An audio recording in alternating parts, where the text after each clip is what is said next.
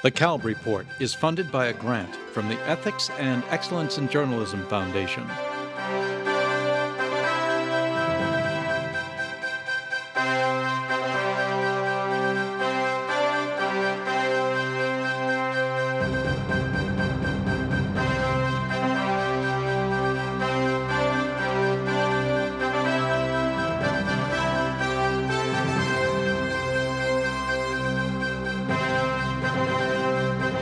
From the National Press Club in Washington, D.C., this is the Kalb Report with Marvin Kalb.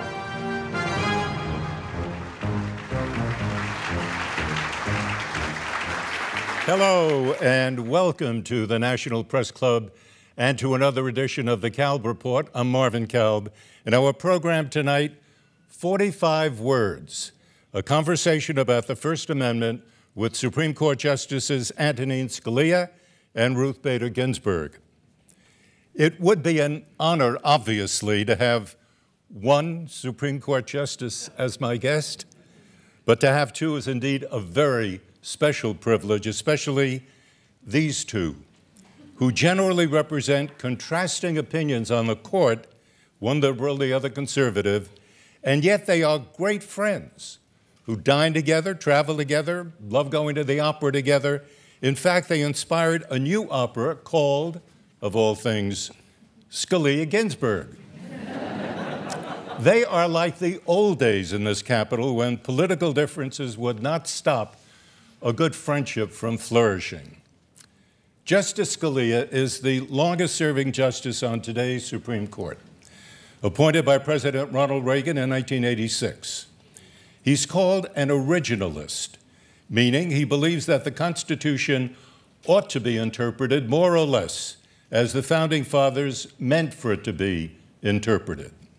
You want change, he says, change the legislature, change the law.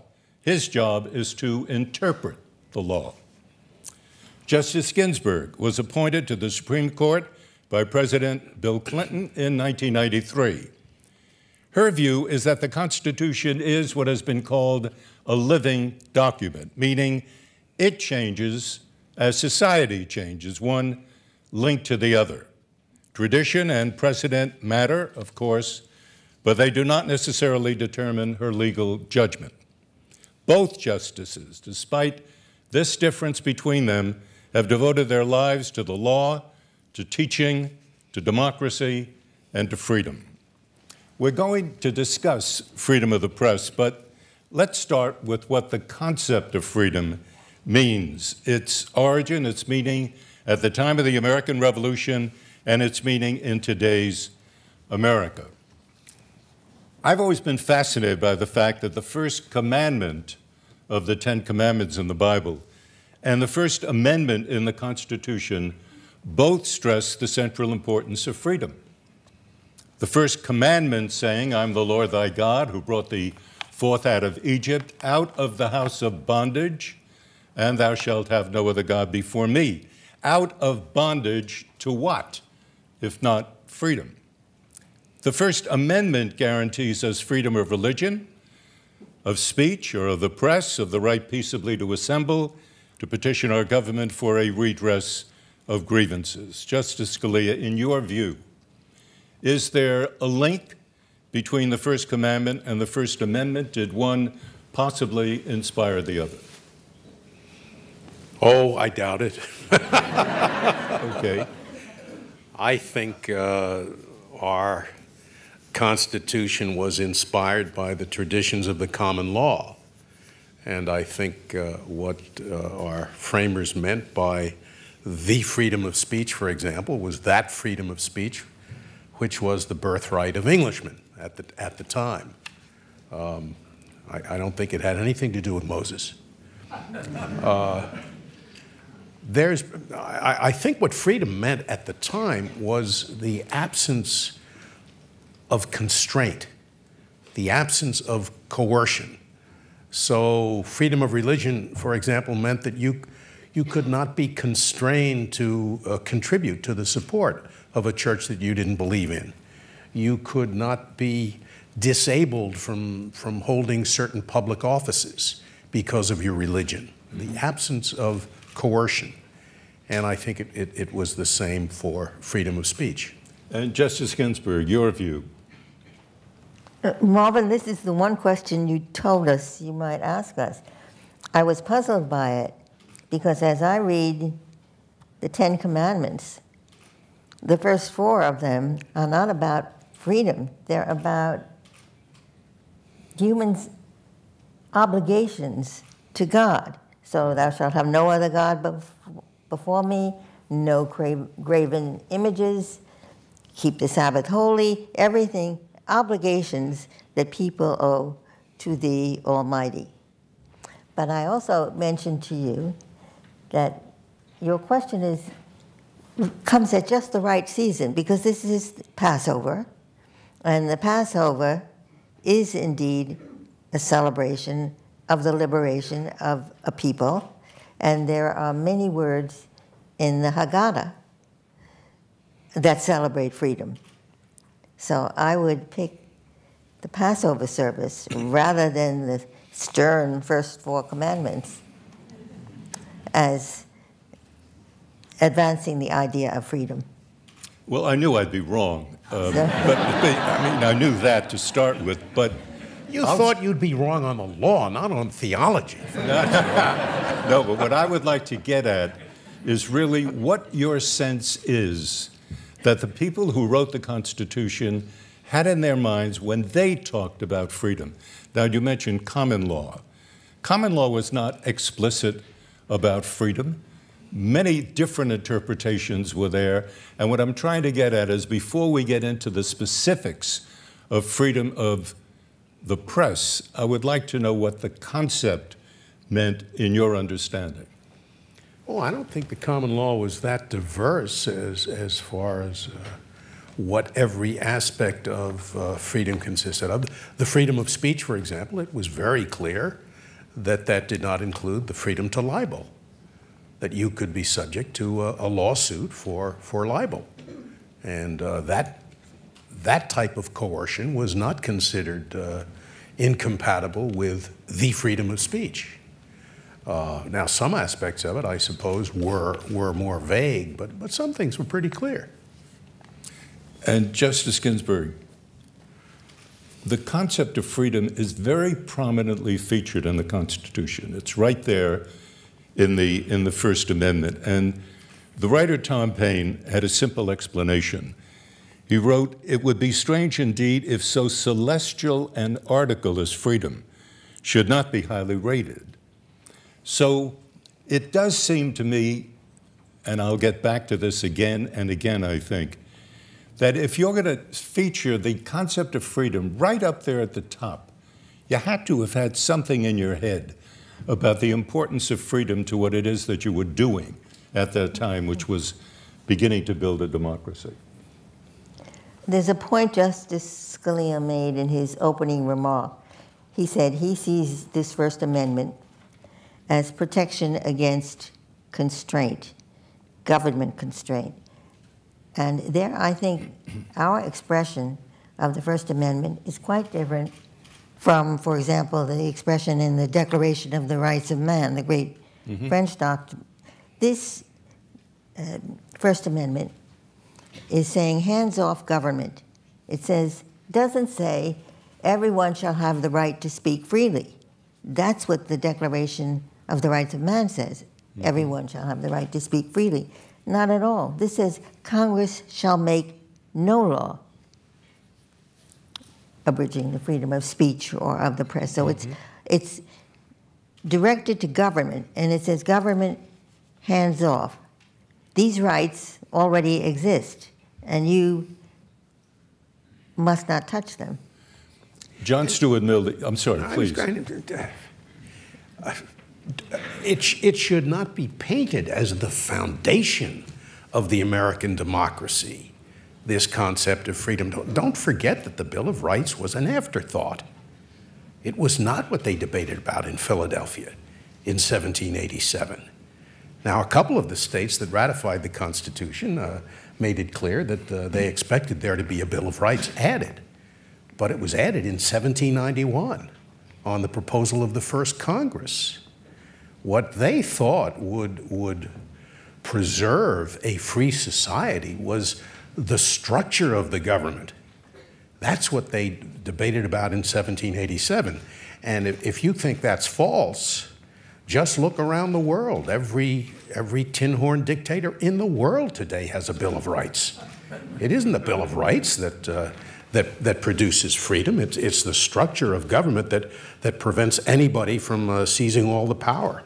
Once that happens, you ignore the Bill of Rights. So, you know, keep your eye on the ball. Structure is destiny.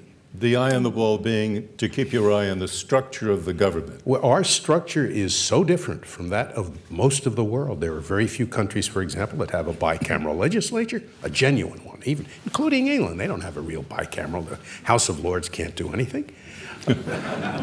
They can make the Commons pass the bill a second time, and when they pass it a second time, it becomes law. There are very few countries, none of the parliamentary countries, that have a separately elected president. The chief executive in all the countries of Europe is the tool of the parliament. There's never any serious disagreement between them. When there is, they kick him out.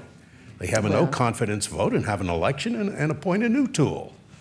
I mean, we are so different from the rest of the world, and it is that has, more than anything else, preserved our liberties. And you wouldn't want to live in most of the countries of the world that have a Bill of Rights which guarantees freedom of speech and of the press. You wouldn't want to live there. I have to disagree with my colleague in that respect. I'm glad that you can do it. I can't. First, I don't think that the rest of the world is regarding our legislature at the current moment as a model to be followed.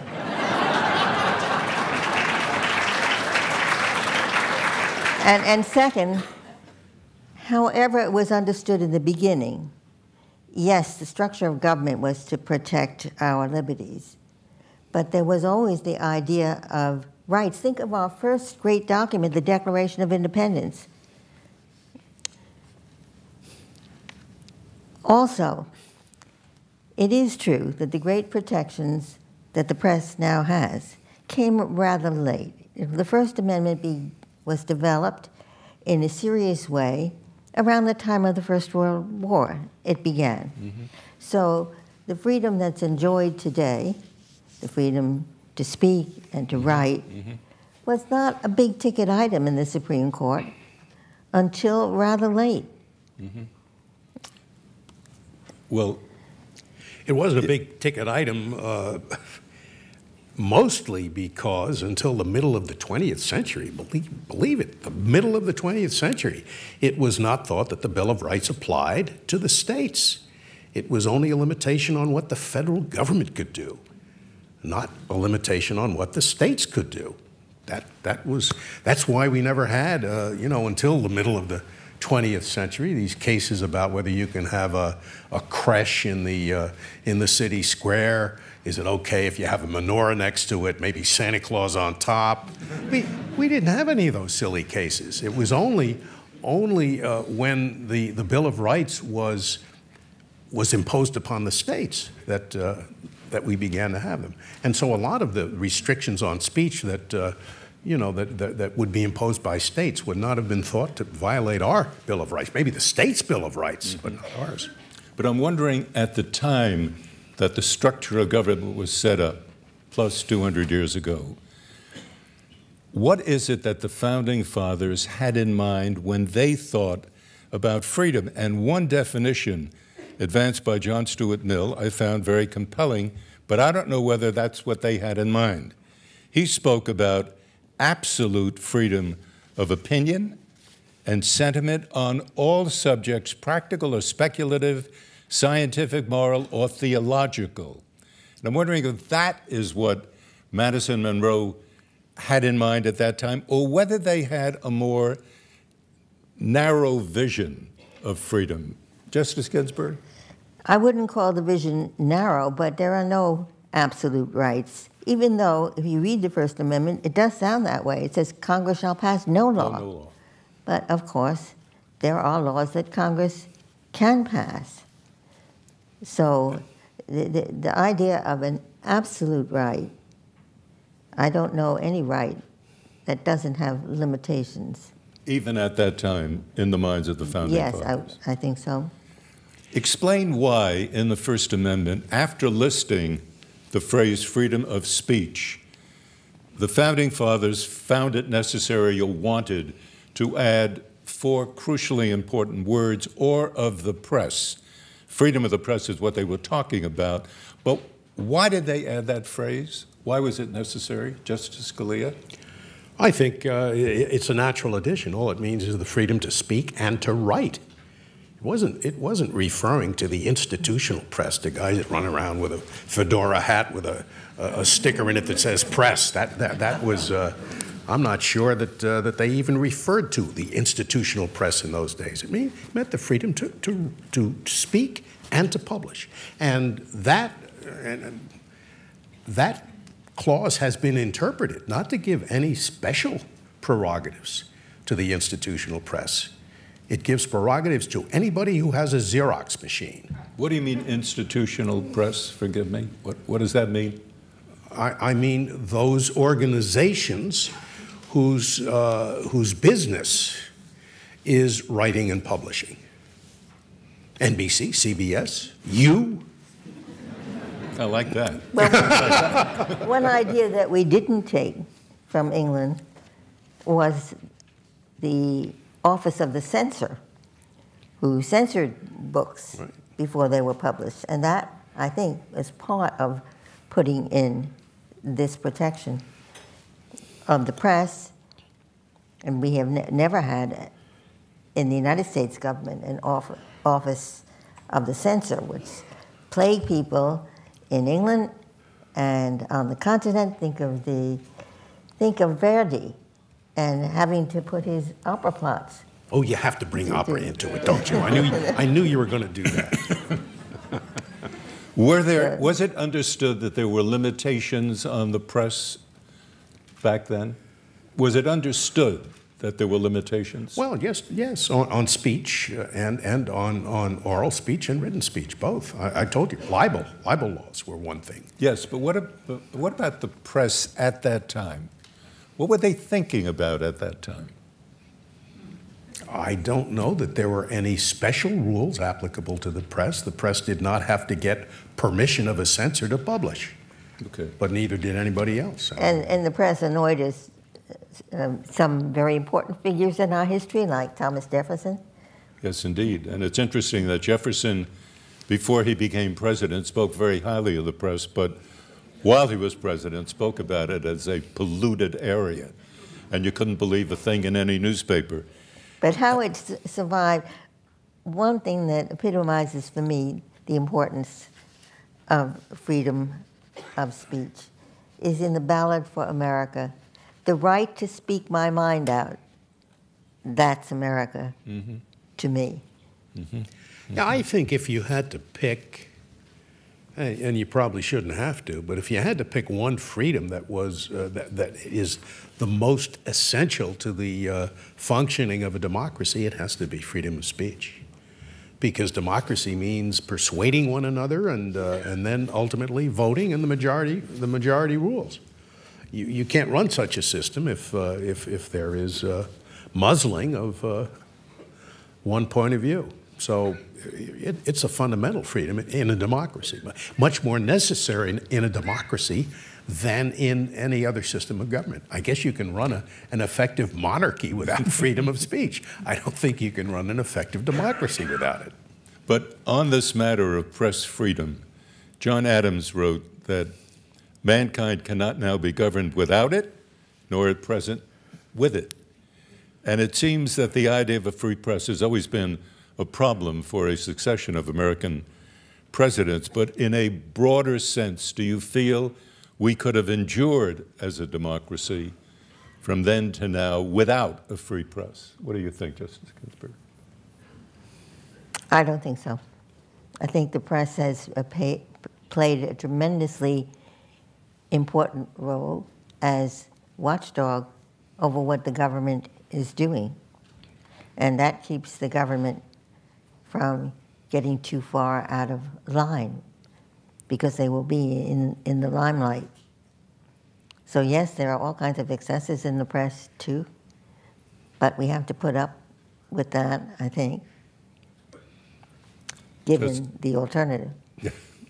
Justice Scalia, you want to comment on that issue? No, I agree with that, of course. It's hard to keep the freedom of the press because there are many people who don't like what the press is publishing. And there was a cartoon around the time, just after the Revolutionary War, and it shows a Tory being carted off by the police, and the caption is, "Liberty of speech to those who speak the speech of liberty."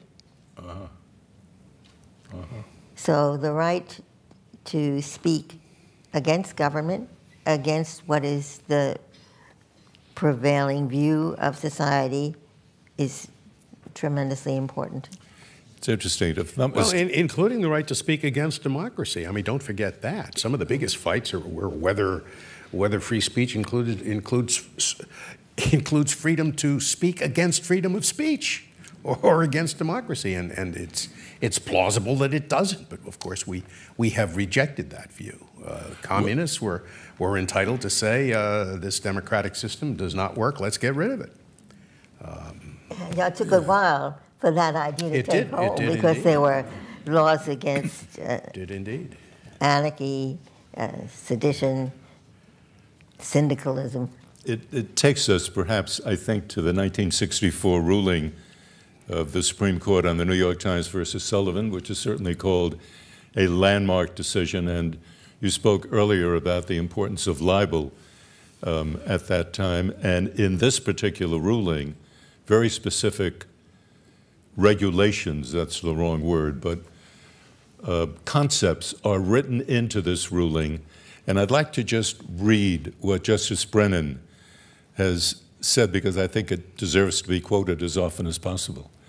Public discussion is a political duty, and it must be, quote, uninhibited, robust, and wide open, and may well include vehement, caustic, and sometimes unpleasantly sharp attacks on government and public officials. And you were mentioning this, in a sense, a moment ago. And I'm wondering, Justice Scalia, if this kind of an issue were brought before the court today, at that time, in 1964, I believe the court's ruling was a 9-0. It was a unanimous vote. What would happen today? I don't recall whether it was unanimous. I'm not sure it was. It was 9-0. But I stand to be corrected. Even so, it was wrong. It was wrong. The issue is not whether it's a good idea to let the institutional, to let anybody, what New York Times versus Sullivan holds is that if you are a public figure, and it's been a matter of some doubt what it takes to become a public figure, but it's certainly any politician is a public figure.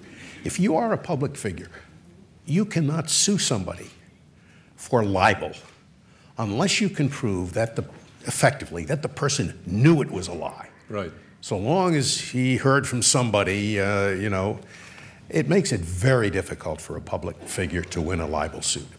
I think George Washington, I think Thomas Jefferson, I think the framers would have been appalled at the notion that they could be libeled with impunity. And when the Supreme Court came out with that decision, it was revising the Constitution. Now, it may be a very good idea to set up a system that way. And New York State could have revised its libel laws by popular vote to say, if you libel a public figure, it's okay, unless it's malicious. But New York State didn't do that. It was 9 lawyers who decided that that's what the Constitution ought to mean, even though it had never meant that. And that's essentially the difference between Ruth and me concerning a living Constitution. She thinks that's all right, and I don't think it's all right. The situation didn't exist in 1787 or 1791 that the court confronted in Times Against Sullivan. The history of Times Against Sullivan, it was a sheriff who said he was libeled in an advertisement in the New York Times. It was in the midst of the civil rights era, where libel laws could be used as a way of squelching the people who were asserting their freedom. So I think that Times Against Sullivan is a decision of major significance. Now, I will say that the lawyer who argued that case for the New York Times, Herbert Wexler, a great constitutional law scholar, when its story is told, when he told Sulzberger, we won unanimously, Sulzberger's response was a little hesitant. He said, it's great for the New York Times, but what about all those other papers that don't have our high standards? But I think that that Times Against Sullivan is now well accepted, and I quite disagree with my colleague that I suspect that if the Founding Fathers were around to see what life was like in America in the 1960s, they would have agreed with that. So you would have voted for it? Oh, God, yes, you would have voted for it. Now, Come on, Mr. Kalb. I will mention, but I won't say anything more about it because this is a case we're going to hear next week, I think. A state has passed a law that says, thou shalt not make false statements in a political campaign against any candidate, any ballot initiative, no false statements in elections. The question that the court will face is that statute prohibiting false statements in political campaigns, is that constitutional? What are we going to expect on that? Well, no, A decision by the end of June. Okay. well, there was another decision, and I don't remember where Justice Scalia was, but it was the Alvarez case. The man who lied about having the Medal of Honor. Oh, yes. What was it called? Something Valor. Stolen Valor Act. Valor. The Stolen Valor Act. Before we get into the that and the subject of digital democracy, which I want to spend a few minutes on, I'd like to take a moment now to remind our radio, television, and internet viewers and listeners that this is the Kalb Report. I'm Marvin Kalb, and I'm discussing freedom of the press with Supreme Court Justices Antonin Scalia and Ruth Bader Ginsburg. I want to point out that there's a new report out by an organization called Reporters Without Borders, very highly regarded, that the U.S. has experienced what are called a profound erosion of press freedom in 2013, dropping 14 points to number 46 in global rankings. Now, reporters are a little nervous these days, and they like to feel that they have friends. And I want to know, in your judgment, whether reporters are right in considering the Supreme Court today as a friend of the concept of freedom of the press. Justice Scalia. You want me to say no to that? No, I want... Of course, everybody on the court believes in freedom of the press. Now, there's some difference as to what that means. Okay, as to whether it means, for example, that a member of the press, no matter what the national emergency may be, need not disclose his or her source. That's a question that hasn't come up before us, and I think it's a very interesting and not necessarily not a question with a clear answer. Mm-hmm. So you can believe in freedom of the press and still have fun disagreeing. Okay? I'd like to know how it was determined that that was the 46 was the rank of the U.S. I'm just thinking of the tradition in England, which holds to this very day, that the press can't report about trials, Right. about Okay. ongoing trials. And they can libel public figures in Yes. England, you know. And Well, since excuse me, since 1964 and the Sullivan New York Times case, as you were pointing out before, it's extremely difficult now for anybody to libel a reporter on this issue. What I would like to get to here is something that is current and very important to an awful lot of people in this country. And I suspect that the court is going to face a number of major decisions in the area of government surveillance. The National Security Agency, the NSA, its newly disclosed activity, then all of the problems of whistleblowing journalism. And it's worth noting that the Washington Post just this week won a Pulitzer Prize for its reporting on Edward Snowden and the NSA leaks. So I'd like to start by asking you, do you think the Post deserved the prize? Justice Ginsburg. That's a question that the journalists in this audience are much better equipped right. to answer Right. than I am. I don't read the Post, so I have no idea what they. I have no idea what they got the prize for. I do, including the announcement.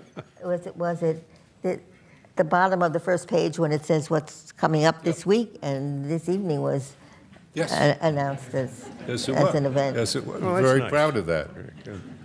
So tell me, I didn't get terribly far on that. Do you believe that Snowden is a whistleblower or a traitor?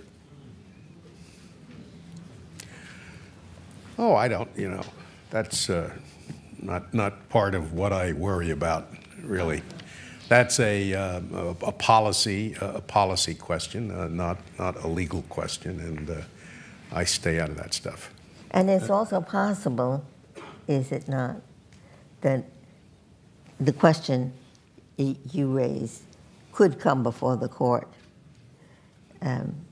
That is possible. Yes, and we are not at liberty to preview. No, I appreciate that. Let me ask the question from another angle.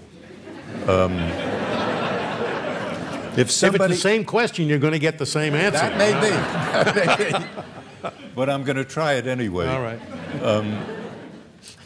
If somebody were to say to you that what I am doing, you may disagree with, I don't mean you personally, you all may disagree with, but I am doing this because I feel a moral obligation to do this. I feel deep in my heart that my country is doing something wrong, Right. and I have an opportunity to change that, and I want to change it. So did the Germans who killed Jews. I mean, is that the criterion? Whether you honestly believe what you're doing is good? You have an obligation to form your conscience according to what is right. And, you know, that's the issue. The issue is whether it's right, not whether you believe in it. I'm sure Hitler was very sincere. But the idea of it being right, you mean right according to the law as established? Well, in the context you put it, right according to... Some moral judgment. right to the Ten Commandments. Right. Okay. But we should note that the point that was brought up before about hateful speech. Yes. There was a case, many years ago, involving the town of Skokie, Illinois, where Yes. many Holocaust survivors lived. And the American Nazi Party decided they would pick that town for their demonstration. Mm-hmm. The case never came to the U.S. Supreme Court, but other federal courts said the demonstration is going to be peaceful, there will be police protection, we don't anticipate any violence. This group wants to march, we hate what they say, but we believe in their freedom to say it. Mm-hmm. Mm-hmm. But that doesn't mean that it was good for them to say it or right for them to say it. And it sometimes annoys me that when somebody has made outrageous statements that are hateful, somebody says, sometimes the press will say, well, he was just exercising his First Amendment rights. You know, as though First Amendment rights are like muscles. The more you use them, the better. And it doesn't matter what purpose you're using them for. I mean, you can be using your First Amendment rights, and it can be abominable that you are using your First Amendment rights. I'll defend your right to use it, your right to use it, but I will not defend the appropriateness of the manner in which you're using it now. Well, I'm sure that can be very wrong. Justice Scalia was praised by some, criticized by others for his decision in the flag burning case. Now, I imagine that you thought the act itself was reprehensible. I would have sent that guy to jail if I was king. But, yeah. But by your ruling, he had the right to burn the flag. Yes, that's what the First Amendment means. You have the right to express your contempt for the government. That doesn't mean it was a good thing for him to do that in that manner, by burning a symbol that meant so much to so many other people. But he had the right to do it. Justice Scalia, at a recent event in Brooklyn, you were quoted as saying that basically the Supreme Court should not be deciding matters of national security, and you're quoted as saying, the Supreme Court does not know diddly about the nature and extent of the threat. Diddly. Did I say diddly? That's what you're quoted as saying. It's truly stupid, you went on, that my court is going to be the last word on it. First of all, did you say that? No, I think I probably did. I certainly believe it. What did you mean? Justice Ginsburg, please. I don't think we have a choice. You know, the court doesn't decide we're going to pick this area and straighten it out today. There are petitions for review. And if there is a law that the government says was violated and the other side says, no, the government can't do this, can't engage in that kind of surveillance. If that case comes to us, we can't run away and say, well, we don't know much about that subject, so we won't decide it. You know what I was talking about? This related to the Fourth Amendment, not the Fifth Amendment. The Fourth Amendment, which prohibits unreasonable searches and seizures, all right? The first time my court had a case involving wiretapping, it held that the way the Fourth Amendment reads is the people shall be secure in their persons, houses, papers, and effects, possessions, against unreasonable searches and seizures. And the court said, quite properly, hey, conversations are not persons, houses, papers, and effects. Wiretapping may be a very bad thing. States had laws against it, but it does not violate the federal Constitution, all right? About 20 years later, during the Warren Court, we did a 180-degree turn, and we said there are penumbras and emanations, and conversations are covered by this vague right of privacy that's contained in the Constitution. Now, that is the living Constitution, okay, changing what the text says and what it originally meant. The consequence of that I was pointing out in Brooklyn. I like Brooklyn. The consequence of that is that now the institution of the government that is going to decide this highly significant NSA question about, you know, who can, what information can you get by wiretapping? The institution that will decide that is, without a doubt, the institution least qualified to decide it. It will be my court. It's a question of balancing the emergency against the intrusion. When the emergency is high enough, you can have a higher intrusion. It's why we all get searched when we board an airplane. That's a terrible intrusion upon. Well, just let me finish. We know nothing about the degree of the risk. Nothing at all. The executive knows. The Congress knows. We don't know anything. And we are going to be the one to decide that question. So what do we do when the case comes to us before you answer that, I would like to remind everyone that in the wiretapping case, the argument that wiretapping was not an unreasonable search or seizure, there was a very strong opinion the other way by Justice Brandeis. So, and if I were on that court, I would have voted the way he did. I'd like to know how Justice Scalia distinguishes that kind of intrusion by the government from the decision you made in the heat emissions case. Now that the helicopter that was flying over Ruth to test the level of heat, because if it was of a certain heat, then maybe marijuana plants were growing. Then the helicopter never touched the roof, and yet you said that was a violation of the Fourth Amendment. That was an unreasonable because search. the people were not being secure in their houses from unreasonable. I mean, that's a clear example of one of the facilities that is protected by the Fourth Amendment. So if you wiretap someone in their house? Yeah, if you have to break into their house to wiretap, yes. But if you listen into conversations, you know, when they're in the phone booth, intruding upon their generalized right of privacy. Well, we don't have to worry about that. We don't have to worry about that anymore. There are no phone booths. You're right about that. You're right about that. Let me ask you this. But anyway, we've gotten away from the Fifth Amendment, haven't we? No, I want to stick with this. First Amendment, I'm sorry. But stick with the Fourth Amendment for just a sec.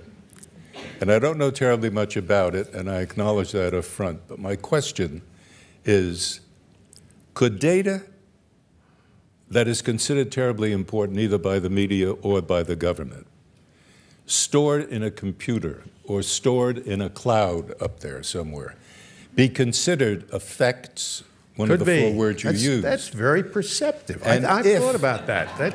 Thank you, sir. I've thought about that. Thank you. But if you thought about that, doesn't it follow that the U.S. government would not be able to justify its NSA surveillance program, and that therefore conceivably could be in violation of the Constitution? No, because it's not absolute. As Ruth said, there are very few freedoms that are absolute. I mean, your person is protected by the Fourth Amendment, but as I pointed out, when you board a plane, somebody can pass his hands all over your body. That's a terrible intrusion. But given the danger that it's guarding against, it's not an unreasonable intrusion. And it can be the same thing with acquiring this data that is regarded as effects. Depends on how. And that's why I say it's foolish to have us make the decision, because I don't know how serious the danger is in this NSA stuff. But don't you in the Supreme Court have the ability to pick up the phone and call somebody at the White House and say, I have a question about it? Absolutely not. Absolutely not. You know, there is. How about, we are at the mercy of whatever people happen to bring to us. If they don't bring it to us, we don't know it. And we can't make a decision based on something outside the record of the case. The parties and their lawyers have to know everything, have access to everything that we will factor into our decision.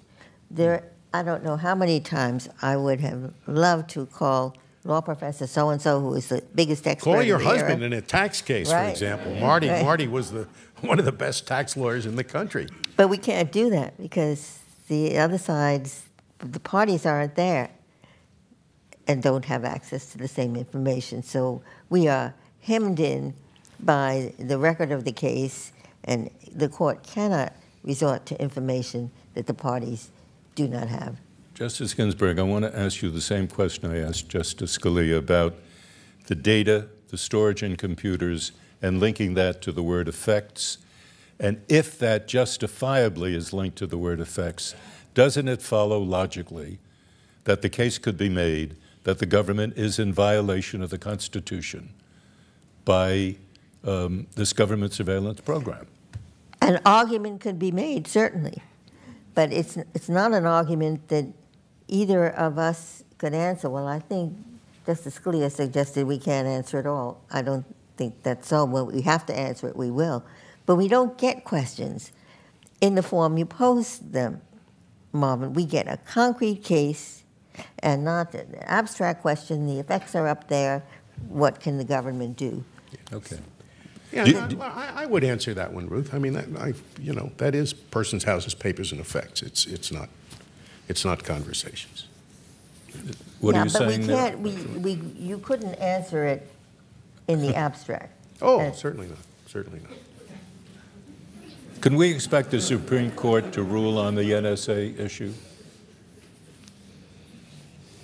It depends. If there is a case that will begin not in the Supreme Court, but in a federal district court and then go to a court of appeals, we do have the luxury of not having to decide things until they've been decided by other good minds, by judges in the federal trial courts and courts of appeals. And it's not our responsibility to shape up the executive and make sure they're doing what they're supposed to or shaping up the Congress. That's not our job. Our job is to prevent people from being harmed. If nobody's being harmed, we don't get into the matter. And even if somebody is harmed, unless he comes to us, we don't have any self-starting powers. We're at the mercy of whoever wants to bring a case or whoever doesn't want to bring a case. That was Ruth and I visited India one time, a long time ago, and the Indian Supreme Court, India has a Bill of Rights, which says that the apex court, their Supreme Court, will assure the preservation of the liberties set forth in the Bill of Rights. And that court interpreted that to mean that if they're sitting around of a Sunday reading the Bombay Times, and they see that the police commissioner Mumbai. No, look at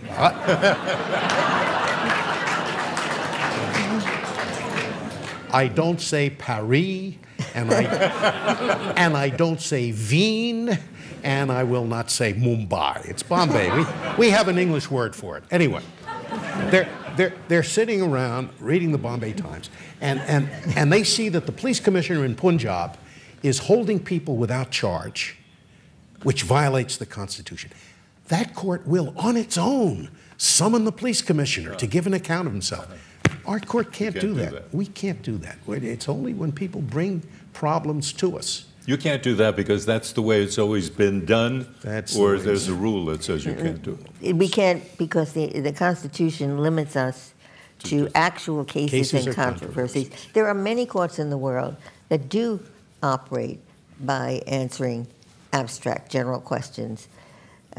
Constitutional courts have been set up. So there's a constitutional council in France that will preview a law. If a certain number of deputies question the consistency of the bill with the Constitution, the council will look at the bill, no actual case before them, just look at the words of the bill, decide whether it's compatible with the Constitution, and if the council holds it isn't compatible with the Constitution, then the bill never gets enacted. But that kind of judicial preview is foreign to us. Right. Let's talk for a minute or so about televising hearings of the Supreme Court. Other courts do permit television. Why not the Supreme Court? Justice Scalia? You know, when I first came on the court, I was in favor of it. I have long since changed my view on that. Those who want to do it say that they want to educate the American people. Now, if I really thought that it would educate the American people, I would be in favor of it. And indeed, if the American people watched our proceedings from gavel to gavel, they would be educated. They would come to realize that although, now and then we do these sexy cases, should there be a right to abortion? Should there be a right to suicide? Should there be a right to this or that? Most of the time, we are not contemplating our navel. We are not engaging in this broad philosophical, ethical search. Most of the time, we are doing real law. We're doing the Internal Revenue Code, the Bankruptcy Code, ERISA, really dull stuff. And nobody would ever again come up to me and say, Justice Scalia, why do you have to be a lawyer to be on the Supreme Court? Because they think what we're doing is, looking up at the sky and saying, should this right or that right exist? Well, they can guess that as well as I can. Now, the problem is, for every person who watches us from gavel to gavel, there will be 10,000 who will watch a 15 or 30-second takeout on the nightly news, and I guarantee you that will not be characteristic of what we do. It will be man bites dog. So why should I participate in the miseducation of the American people? What about your feeling? Yeah, there's another factor. If you are televising a trial, everything that's unfolding is before the camera. If you're dealing with an appellate argument, well, if you would come to our chambers at the moment, because we're sitting on Monday, you will see carts with briefs and briefs and briefs. The oral argument in court is fleeting. It is only 30 minutes aside. I don't know how many hours we have spent preparing, reading what had gone on in the case before it got to the Supreme Court, reading the briefs that the parties file, and the many friends of court who want to be heard on questions of importance to them. So the notion that an appellate argument is a contest between lawyers and the better one will win is really a false picture of what the appellate process is. So you would be, as Justice Scalia, opposed to televising?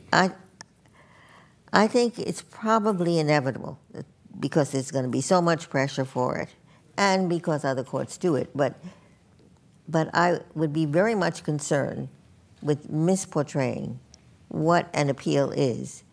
The written part is ever so much more important than the hour total in court. In the couple of minutes that we have left, I want to just ask a question. You've both been great buddies for a long time now, but when did you meet and what were the circumstances? If you could. I bet he doesn't know. Huh? Go ahead, Ruth. Go on. When did you meet? Well, we were buddies on the D.C. Circuit. D.C. Circuit, right. But and that is when you met at that time? I met Nino for the first time when he was giving a speech to some unit of the ABA. It must have been the administrative law section. Law section, probably, yeah. And it was on a case that had recently been decided by the D.C. Circuit. It was before either of us got there. And it was about... We were both academics. It was about the Vermont Yankee case. And you were inveighing against it. Terrible. And I was listening to him and disagreeing with a good part of what he said, but thought he said it in an absolutely captivating way. I think we should leave it at that very point. I mean, as you know, composer Derek Wang, who is with us tonight, has produced this opera called Scalia Ginsburg, and in it, to beautiful music, you're both locked in a room, I understand, unable to get out unless you agree on a compromise consistent with the Constitution. And at one point, Scalia roars in despair, "Oh, Ruth, can you read? You're aware of the text, yet so proudly you have failed to derive its true meaning. The Constitution says absolutely nothing about this." To which Ginsburg replies, "How many times must I tell you, dear Mr. Justice Scalia, you are searching in vain for a bright-line solution? But the beautiful thing about our Constitution is that, like our society, it can evolve." So we've got only about a minute or so left. Are you two ever going to agree on big issues and still maintain the friendship? We agree on a whole lot of stuff. You do. Ruth is really bad only on the knee-jerk stuff.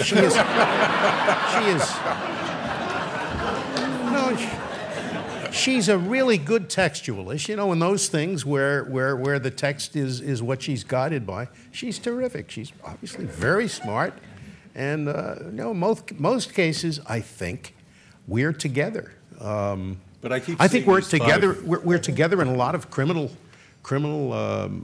defense cases, upholding the rights of the criminal defendant. Ruth and I are quite frequently in dissent from the court's decision. So no, we agree on a whole lot. You have it wrong. I keep seeing these 5-4 decisions where you're on one side and she's on the other. That's because the press focuses on the 25% of the heady cases, the constitutional cases. Most of what we're doing is trying to interpret dense statutes that Congress passed that are very difficult to parse. And on those cases, there isn't the usual lineup that the press expects to see in the most watched cases. So we agree on many procedure cases, not always. You got one wrong last year. but well. And also, I have to say something else. We both care about the way opinions are crafted. I mean, it's not easy to write an opinion. And I think you care very much about how it's said, and so do I. Of course, the way we say it is quite different. And one reason we became such good friends on the D.C. circuit was that we were both former academics. I guess Harry Edwards was another academic on the court. But in academia, at a law school, when you wrote a law review article, you would circulate it to your colleagues, and they would make comments, helpful comments, not just, this is wrong, but there's an additional point you could make. Well, Ruth and I did that with one another's opinions. We wouldn't do it to anybody else's, but she'd suggest some additional stuff that I could put in, and I would for her as well. And that's wonderful. I would like us to go on, but our time's up, and I'm sorry about that. Right. I want to thank our wonderful, attentive audience. I want to thank the many who watched and listened all over the nation and the world. But most important, I want to thank our remarkable guests, two sitting justices of the Supreme Court of the United States, Antonin Scalia and Ruth Bader Ginsburg. Thank you both so much. Thank you. And as we now close 20 years of doing these Kalb Reports, I want to say thank you to all of the people who have made this kind of civilized conversation possible, and they know who they are, but that is all we can do for now. I'm Marvin Kalb, but as Ed Murrow used to say many, many years ago, good night and good luck. Thank you both.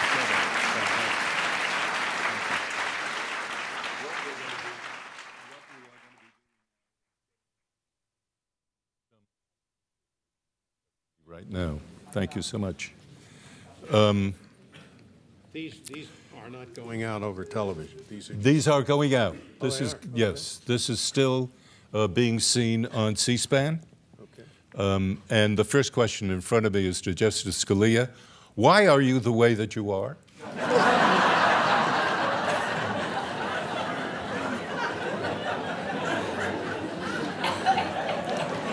You could hit a home run on that. The devil makes me do it.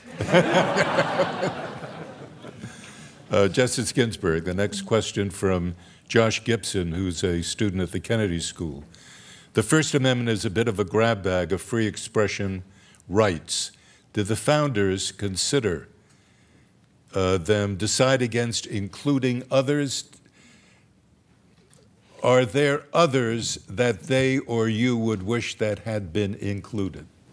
Well, that was a concern about having a Bill of Rights, that if you wrote down what the rights were, maybe there were some you left out. And we do have this statement in the 9th Amendment that says, the enumeration of certain rights shall not be construed to deny or disparage others. But one thing that we didn't bring out before is the First Amendment is the First Amendment. But the first thing that was on the mind of the framers was not freedom of speech or of the press. It was about not having an established church. The first thing is no law respecting the establishment of religion, and then the freedom side of it, or prohibiting the free exercise there was. So the first thing that they didn't want to have was a Church of England. But and that's then, kind of a negative. I mean, it's something you cannot do. yes. But what's the positive side of that would be freedom of religion, that Yes. you can... It's all negative. I mean, it's all saying what the government cannot do. It is all limitations upon the government. That's what the whole Bill of Rights is. The government can't do this, the government can't do that, the government can't do the other thing. They're all negative. And that except for the government, everybody else can do what they want? Absolutely. No. Yes? Absolutely. Yes. Well, to take But you can't do everything. to take an example, Can we have an anti-discrimination law, Title VII of the Civil Rights Act Right. of 1964. Until then, discrimination in the private sector was okay, because the Constitution restricts what government can do. A private employer could say, I don't want any women in this job. Oh, I see. And that would be perfectly okay, as it was until 1964. Did you have something to do with that? Well, I'd say President Johnson and the Congress that passed the Civil Rights Act of 1964 I have a had question here everything to do with that. from Catherine Cosin of the Museum. To whom does the First Amendment apply? Do undocumented immigrants have the 5 freedoms?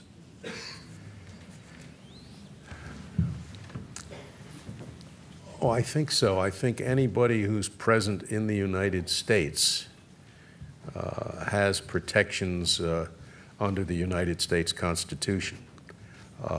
Americans abroad have that protection. Other people abroad do not. They don't have the protections of our Constitution. Well, when we get to the 14th Amendment, it doesn't speak of citizens, as some constitutions grant rights to citizens, but our Constitution says No person. persons. And the person is every person who is here, Yeah. documented or undocumented. I see. Thank you. I have a question from David Dorson, whom you know, He's right over there. prominent lawyer who is here with us. Where do you look to decide whether freedom of the press is or is not identical with freedom of speech? I have a feeling that's a loaded question. I have never thought that it was anything except identical. I can't imagine that you can limit some things that can be spoken, but cannot limit things that can be printed. I think it's the same criteria as to whether the limitation is unconstitutional. I think David must have a case in mind.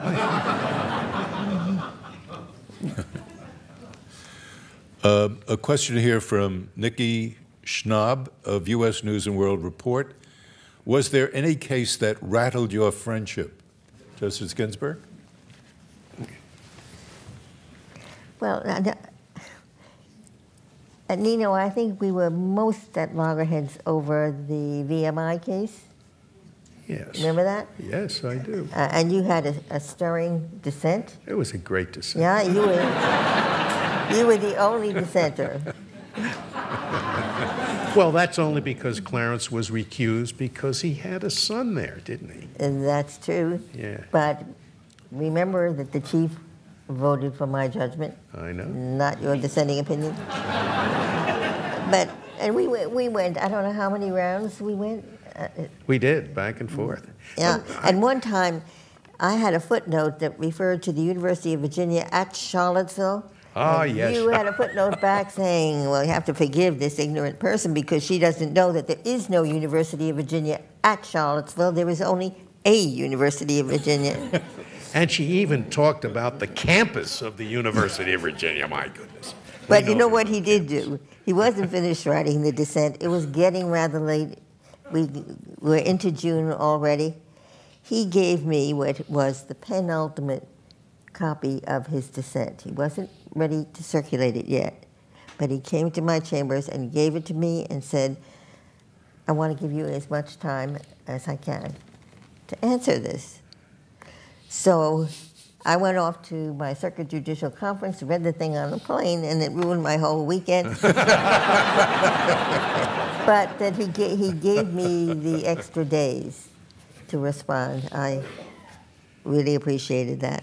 I have never gotten angry at Ruth or at any of my colleagues because of the way they voted in an opinion. I mean, if you cannot disagree with your colleagues on the law without taking it personally, you ought to get another day job. I mean, it's just not the kind of a job that will allow you to behave that way. So Ruth and I disagree on the law all the time. It's never had anything to do with our friendship. And we do also have a difference in style. I'd say people might regard my opinions as rather dull, boring. Yours are really jazzy sometimes. Jazzy. Here's a question from Seth Dawson of the Office of Congressman Denny Hecht. Justice Stevens recently suggested a constitutional amendment to modify the Second Amendment. If you could amend the Constitution in one way, what would it be and why? Justice Scalia. I certainly would not want a constitutional convention. I mean, whoa. Who knows what would come out of that? But if there were a targeted amendment that were adopted by the states, I think the only provision I would amend is the amendment provision.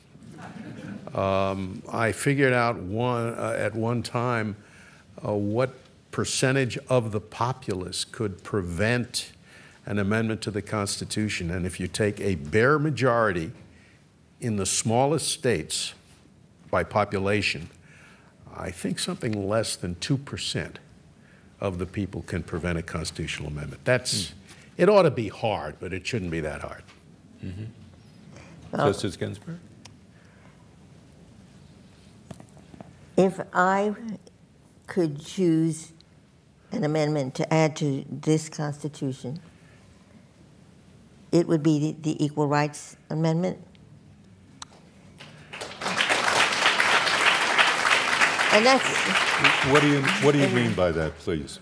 How would you define that? It means that women are people equal in stature before the law. That's fundamental constitutional principle.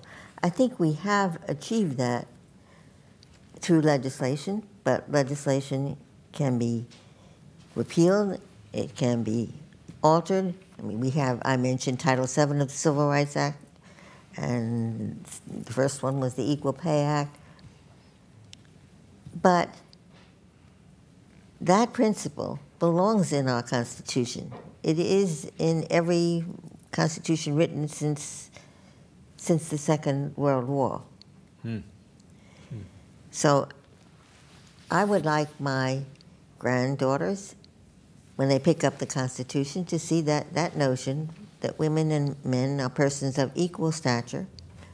I'd like them to see that is a basic principle of our society. Is there any doubt in your mind that would pass the judgment of the American people? Well, it didn't. It came pretty close. And I think that's an illustration of how powerfully hard it is to get an amendment. Yeah. You don't want me to comment on that, do you? No, I don't want you to comment. A question here, but no ID on who wrote it. To what extent do social media platforms such as Twitter, where speech can be broadcast to millions instantly, challenge traditional concepts of free speech? Interesting question. What is your thought on that? Justice Scalia? Well, I don't know that it challenges traditional concepts of free speech. It certainly challenges traditional manners of finding out who said what, where certain people say things that are unlawful or that are punishable by law. But I don't think it changes what the First Amendment means. There's also the great danger for people who use those devices is you can't take it back. You know, once you let it out, it's there for everybody to see. But you don't feel that it changes the concept of freedom of speech or the press? You'd have to give me an example. Okay. Sumner Newman asked this question. As it becomes easier to share opinions and events, should social media, i.e. Twitter, Facebook, etc., be required to limit what is shared? Is that a legal question? No, it's a policy question. I don't do policy. Would you agree? I would agree with my colleague. Joshua Curd of the Washington Center, do you feel the separation of church and state has been misunderstood, with Congress and the Supreme Court taking a proactive stand on the establishment portion, but not on the prohibition part? I don't understand what he means by the last part. Well, a proactive stand. I was hoping that you would understand because I didn't. I'm sorry, I'm not there. Okay. All right, our last question. When you were a youngster, what did you want to be when you grew up? Oh, Lord. Maybe I'm an unusual person. I don't ever recall wanting to be anything. I mean, a baseball player or a hockey player or a lawyer or certainly never a judge. I never set my cap on being a judge. I didn't even want to be a lawyer when I was in college. When I graduated from college, I didn't know what I was going to do. I had an uncle who was a lawyer, Uncle Vince. Every Italian has an Uncle Vince. Vince had an office in Trenton, and I used to go out there and hang out there now and then. It seemed like a good life, so I went into the law. But no, I can't say I ever wanted to do anything except to do well what I was assigned to do. And if I have any quality that accounts for my making it this far, it's my ability to interest myself in whatever was shoved under my nose, no matter how dull it was. I took pleasure in doing it to the extent I could perfectly, but I never set my cap on being even a federal judge, much less a Supreme Court justice. Justice Ginsburg. In my growing up years, there were so many limits on what a girl could aspire to be. She could not be a police officer, she could not be a firefighter, she could not be a coal miner, she could not work at night. There were all these restrictions. There were very few women lawyers, maybe 3% of the bar, and there were even fewer judges. So I never aspired to be a lawyer, certainly not a judge, because if I had to make a living, I better be a teacher. That was a secure job for women. And the exhilarating thing for me when I think of my daughter and my granddaughters is the opportunities open to them that didn't exist. I'll give you my favorite example of this is my granddaughter, who's now 23, when she was 8, was with me and I was being interviewed, and she said, well, I wanted to be part of this show too. So the reporter said, all right, Clara, what would you like to be when you grow up? And Clara's response was, I would like to be president of the United States of the world. And that, to me, the change in what girls can aspire to do and can achieve has been just exhilarating. Well, unfortunately, we've come to the end of the line. I just want to share with you the essence of a conversation that was repeated over and over again with me and the producers of this program, especially the executive producer, Mike Friedman, whom you have met. And that is the thought that we live at a time in Washington when the idea that two people who have strongly different opinions on very important issues can actually be good friends and can actually respect one another. And that kind of mutual respect is so terribly important today. And I truly hope that this program, televised as it's been, can set an example and serve as a model for people all over the country who might have different opinions, but do recognize that in this country there's plenty of room for the different opinions, and we ought to have more room for mutual friendship. So thank you both so very much for doing this. Appreciate it. Thank you